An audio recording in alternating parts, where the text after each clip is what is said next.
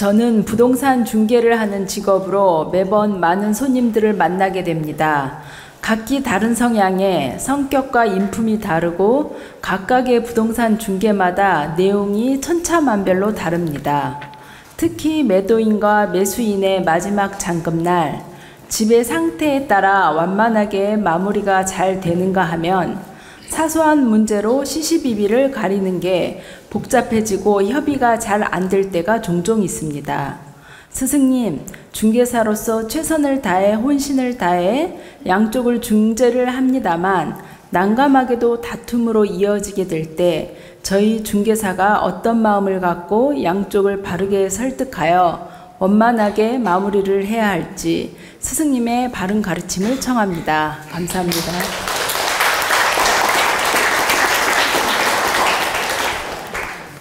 공인중개사는 항상 중립적인 입장에서 살펴야 하고, 그리고 정말 시비가 될 만한 문제점이 있어서 문제를 야기하는지 아니면 진짜 붙기 위해서 문제를 야기하는지 진상이라서 문제를 야기하는지를 딱 확인해야 됩니다.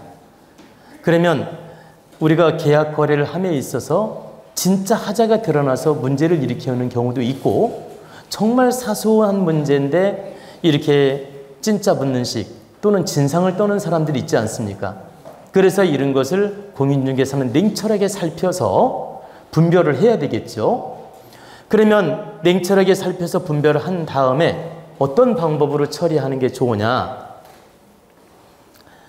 1차적으로 어느 쪽이 잘못이 있어서 문제를 일으키는지를 분별을 해야 돼요. 그래가지고 잘못이 있는 쪽을 먼저 미팅을 해서 이렇게 대화를 해야 됩니다. 그러면 같이 놓고 대화하면 싸움밖에 안 돼요.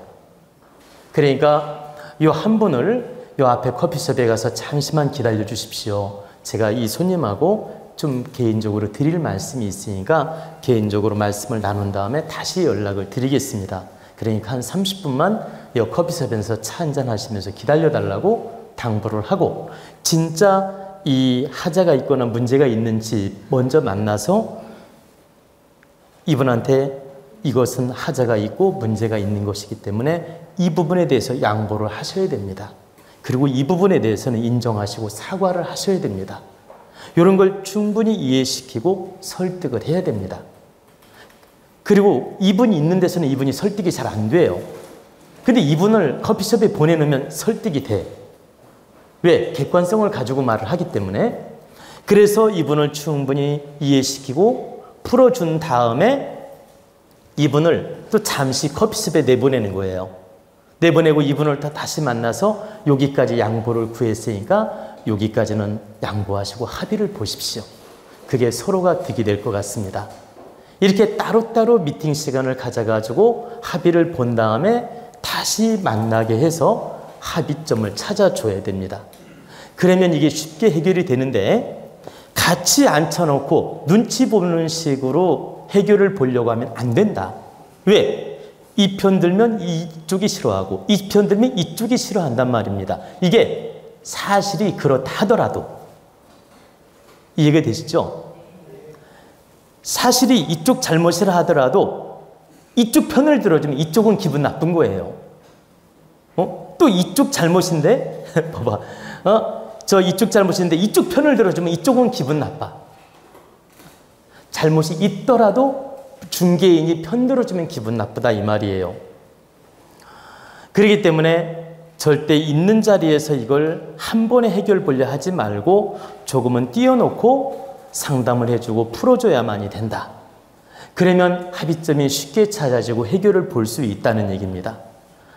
우리는 자존심 때문에도 꼬장을 부리는 경우도 있고 진상을 떠는 경우도 있어요. 그렇기 때문에 어려운 문제가 생겼을 때 함께 놓고 해결을 보려 하지 마라. 좀 분리시켜 놓고 생각할 시간을 갖게 하는 게 좋다는 얘기입니다. 그게 30분이 됐든 1시간이 됐든 분리시켜 놓고 생각할 시간을 주고, 또 이쪽에서는 내가 상담을 해주고 풀어줘야 된다.